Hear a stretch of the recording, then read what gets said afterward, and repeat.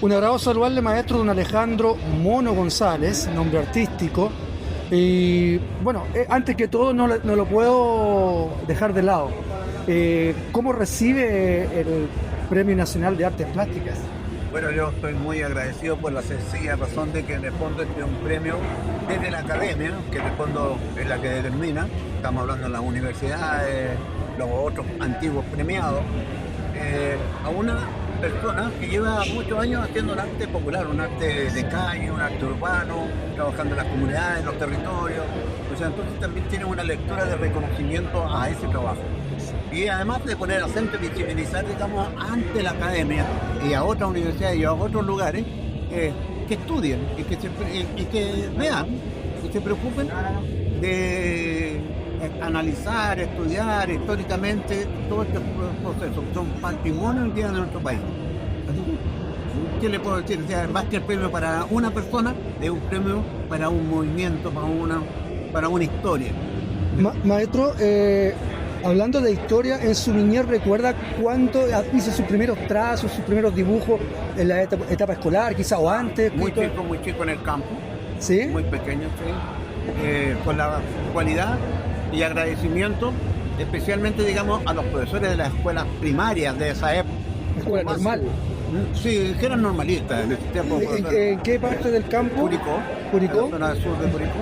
Es muy importante esto, ¿por qué? Porque hubo un profesor que se fijó mucho en ese detalle, que había una persona que tenía ciertas cualidades, cierto talento para dibujar, para colorear, para hacer cosas, o armar historias. O sea, quiere decir que usted iba muy bien en dibujo, artes plásticas. No, tampoco, ahí viene un problema. Ah, mire. ¿Sabes cuál es el problema?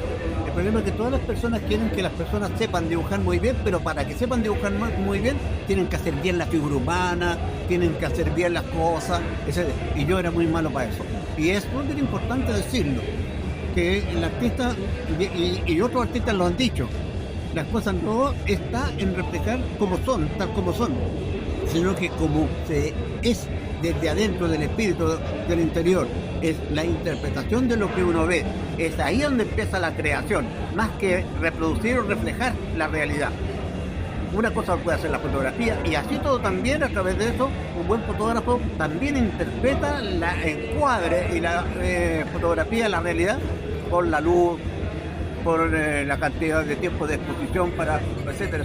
O sea, ahí es donde entra la mano del artista o del trabajador de arte. Maestro, usted me hablaba de que lo importante es estudiar, ir a la universidad. Usted fue obviamente a la universidad. Sí, pero yo soy diseñador teatral, escenógrafo, y donde he trabajado más que diseñando, construyendo decorados, trabajando en películas.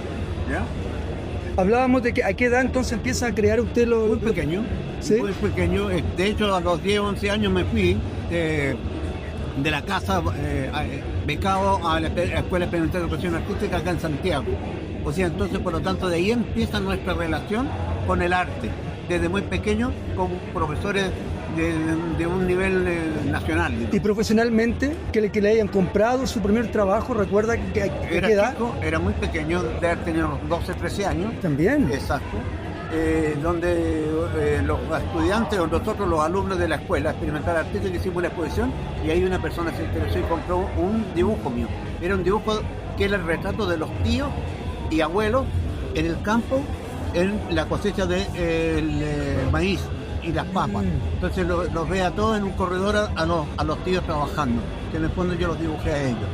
Es un dibujo de académico costumbrista. Claro, costumbrista. Yo no sé dónde diablos quedó esa obra, porque la vendieron en alguna parte, a lo mejor ya ni existe, porque en el fondo le compraron a un niñito chico un dibujo.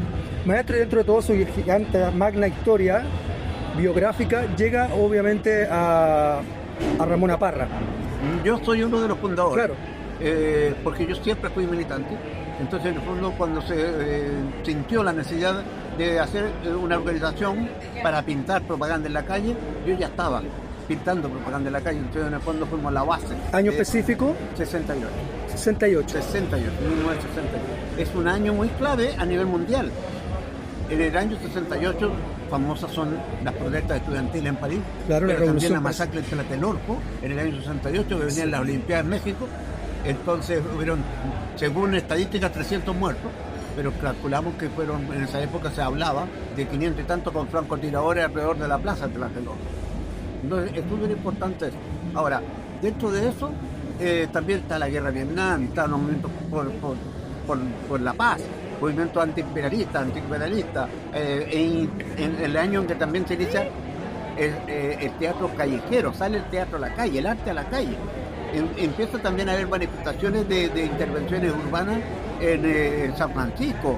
Plazos donde obviamente el artista, con mayor razón, está comprometido con el pueblo y empieza a crear. Hay que tener lectura, y eso no digo que es un consejo, sino que para todos los artistas es leer el contexto histórico que vive. Ser cronista de su propia historia.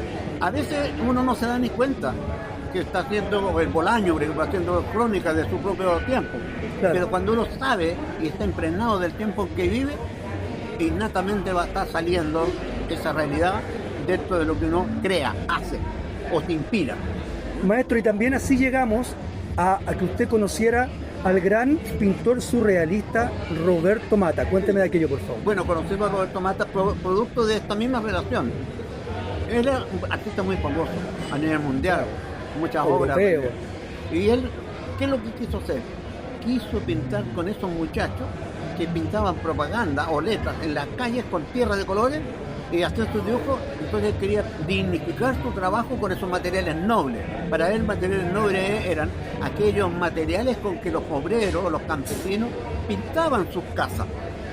La tierra de color, etc. Entonces, y eso fue interesante porque también es una lección a nivel mundial de que un artista con aquellos materiales que aparentemente fueran no nobles o indignos, entre paréntesis, como las tierras de color, era la base principal de la verdadera obra y de la verdadera creación. Y esto es interesante como pensar.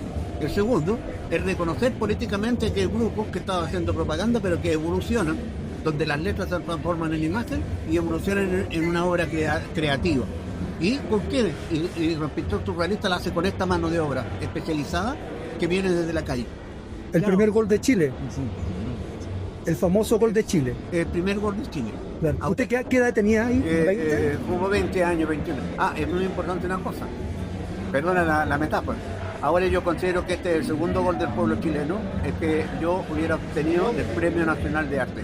Estoy hablando de la metáfora. Ahora es importante lo de la metáfora, porque el primer gol de Chile, la metáfora está en que hay un solo arco, en donde toda la izquierda avanza hacia la derecha, varios pies, varias pelotas, y llega y mete el gol. En el fondo, hoy día, la metáfora, creo que este es el segundo gol del pueblo chileno, donde la calle, el patrimonio o el arte nuestro entra en estos momentos a ser reconocido, visibilizado por la academia. Maestro, ¿de qué manera aportaba con su experiencia, joven como usted, en el trabajo de Roberto Mata en ese momento? ¿Cuál era su función?